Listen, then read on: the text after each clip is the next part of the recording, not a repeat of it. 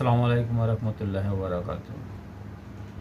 Dear students, today I will discuss about the English version topic.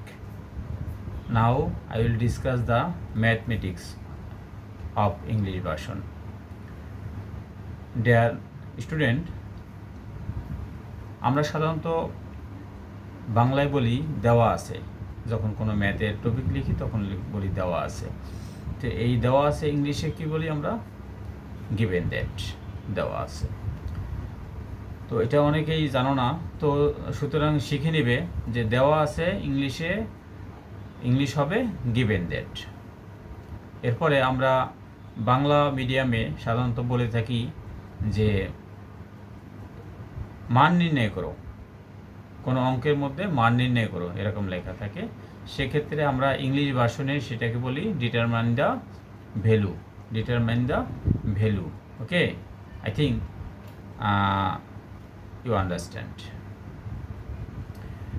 Deer students, আমরা সাধারণত যেমন আমরা বলি যে উৎপাদক নির্ণয় করো, এই উৎপাদক ইংলিশটা কি? Factor, factor. আচ্ছা, আমরা বলি যে ভগ্নাংশ নির্ণয় করো, ভগ্নাংশ ইংলিশ কি? Fraction, fraction. ওকে, তাহলে এই যে ফ্যাক্টর, ফ্র্যাকশন, এগুলো হচ্ছে ইংলিশ ভার্সনের টপিক, তাই না? যেমন আমরা বলি গসাগু, লসাগু, ইংলিশ আছে এলসিএম, এইচসিএফ, এলসিএম, এইচসিএফ। তো এভাবে তোমরা গণিতের সাথে সাথে যখন গণিত করবে, সাথে সাথে ইংলিশ ভার্সনের টপিকগুলি শিখে রাখবে। তাতে তোমার কি হবে? ইংলিশের বেসিক স্ট্রং হবে এবং ইংলিশে অনেক শব্দ তুমি জেনে ফেললে। তো সবাই ভালো থাকবে।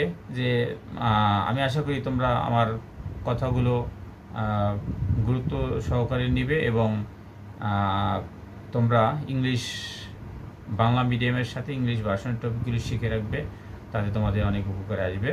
ধন্যবাদ সবাইকে। আসসালামু আলাইকুম ওয়া রাহমাতুল্লাহি ওয়া বারাকাতুহু। Best of luck.